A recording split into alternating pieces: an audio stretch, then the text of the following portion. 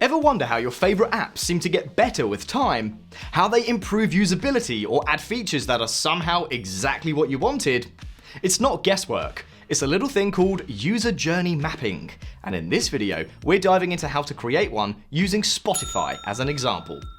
To get started, let's take a look at the complete user journey map, and then I'll walk you through each row and the process of putting something like this together in 5 steps. The whole point of this tool is to help us understand a user's interaction with a product.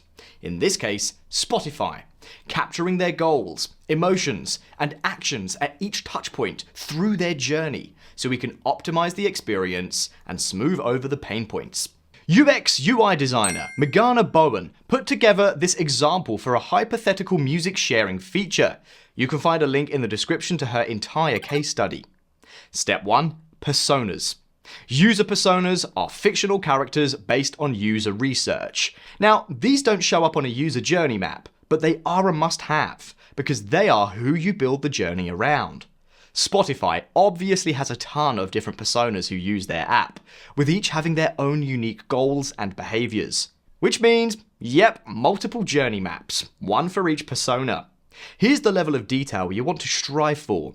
Think about their needs, frustrations, motivations. Note their age, location, and profession. Give them a backstory and personalize it further with a representative photo. Make the personas as real as possible. Step 2. Scenarios and goals. Now that we know who this is for, we have to define what they're aiming to accomplish. For a Spotify user, it's wanting to easily share a favorite song or playlist with a friend. The idea is to use this map to ultimately make the process enjoyable and, in turn, encourage users to engage more with the platform. Step 3. Phases. These are the specific steps in the user's journey and are sometimes called stages. In Spotify's case, the phases include visit, listen, discover, share, discuss, receive, and respond. Each phase captures a different part of the user's journey, from opening the app to sharing a song and getting feedback. Step 4. Touchpoints, actions, and emotions. This is the meat and potatoes of the map, where we really get into the mind of a persona. Touchpoints are the interactions between the user and the app, like browsing playlists or clicking the share button. Actions are the specific steps taken. And emotions track how users feel at each point. You'll often see these laid out as either emojis or a graph that maps the highs and lows. The frowny faces and low points in the chart represent pain points that need to be addressed.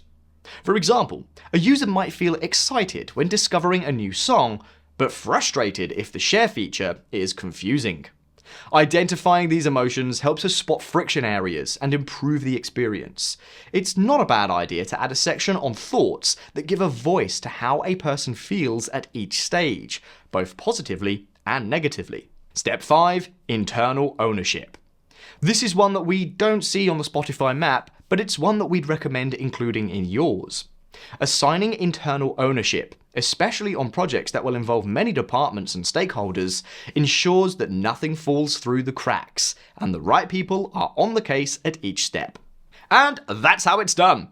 Whether you're looking to improve your app or site or develop new features, if you want to improve UX in any way, this is the map you and your product team need to build. But did you know that user journeys can be broken even further? Each user journey is made up of smaller user flows that show how users complete a specific task within your product. Check out this video to see how they can amp up your UX. Don't forget to like and subscribe to our channel for more valuable tips and tricks. Thanks for watching.